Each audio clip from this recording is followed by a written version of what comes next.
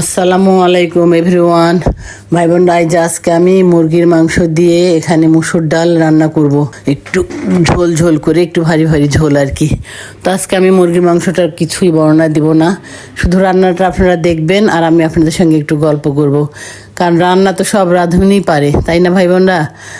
তো এটা শুধু ভিডিও করার জন্য দেখানো হয়, তাই আর কি একটু দেখা বা বলা।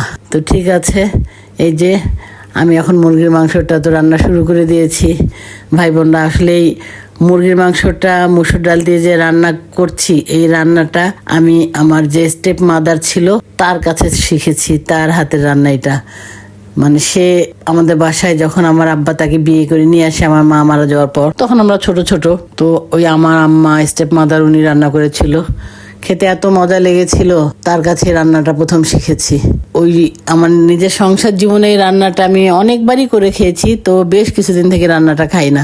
তা ভাবলাম আজকে একটু আমি নিজেও এই রান্নাটা করি এবং ভাই বোনদের সঙ্গে শেয়ার করি। তো আমার মা যখন বেঁচে ছিল, আমার মার রান্না তো সব সন্তানদের কাছেই সেরা। আমার মায়ের রান্নাও আমার কাছে সব সেরা। তো আমার মায়ের যেমন সাদা ফ্রেশ পোলাও রান্না করতো, মানে গরুর একদম দুধ একদম ঘন করে, তারপরে পেঁয়াজের বেরেস্তা দিয়ে একদম ঘি বেশি করে দিয়ে সাদা পোলাওটা যে মা রান্না করতো, এত মজা হইতো। আমার মায়ের গরুর মাংস ভুনা, গরুর মাংসর কোরমা, তারপরে ইলিশ মাছ আবার সুন্দর করে নারিকেলের দুধ দিয়ে হালকা ঝোল ঝোল করে রান্না করা, তারপরে আবার এই পাবদা মাছ পালং শাক দিয়ে টমেটো দিয়ে মাখো মাখো করে ঝোল করা, চিতল মাছ কি সুন্দর হালকা ভেজে ভুনা করা, আমার মায়ের নারিকেলের নাড়ু, তারপরে আমার মায়ের আবার যে দুধ পুলি পিঠা, তারপর আবার সেদিন একটা খানদানি সুজির হালুয়া আমি রাঁধলাম। আমারটা তো আর তেমন হয়নি, মারটা এত যে মজা হইতো, মা বুটের হালুয়া।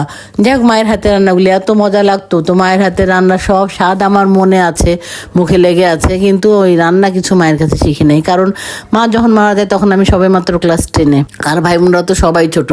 আমরা এই 3-4টা ভাই বোন মোটামুটি বড়। তো হঠাৎ করে আমার মায়ের ক্যান্সার ধরা পড়লো, মা মারা গেল।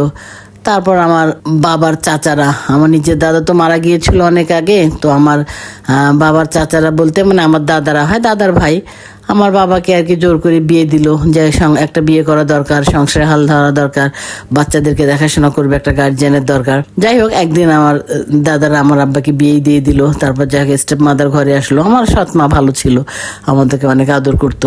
তো এই আর কি, ভাবলাম যে ভাই বোনদের সঙ্গে কথাগুলো শেয়ার করি। কি বলবো ভাই বোনরা, মানে নিজের বাবা মা, প্রতিটা সন্তানদের কাছেই তার বাবা মা একটা সম্পদ, তাই না? আমাদের কাছেও তো তাই ছিল। সব সন্তানদের কাছেই মানে তাদের মায়ের রান্না এত প্রিয়। আমার মায়ের রান্নাগুলো আমার কাছে অনেক প্রিয়, এখনো মায়ের রান্নাগুলি মুখে লেগে আছে, কিন্তু মায়ের মতো রাঁধতেও পাই না, খাইতেও পাই না। যখন মনে পড়ে কোন রকম একটু রান্না করি, খাই, কিন্তু ওই পরিপূর্ণ তৃপ্তিটা যে মায়ের কাছে মায়ের হাতের খাওয়া রান্নাটা খেয়ে পাইছিলাম, সেটা পাই না আর কি। তো যাই হোক ভাই বোনরা, আপনাদের যদি ভালো লাগে আমি রান্নাটা আপনাদেরকে দেখালাম, আপনারা করে খাবেন, আমি মনে করি ইনশাল্লাহ আপনাদের খেতে অনেক ভালো লাগবে। তো আপনারা অনেক ভালো থাকবেন, আপনাদের জন্য আমার অনেক দোয়া, এবং আপনারা আমার জন্য দোয়া করবেন এবং সাবস্ক্রাইব ও ফলো করে আমার পাশে থাকবেন। আল্লাহ হাফেজ।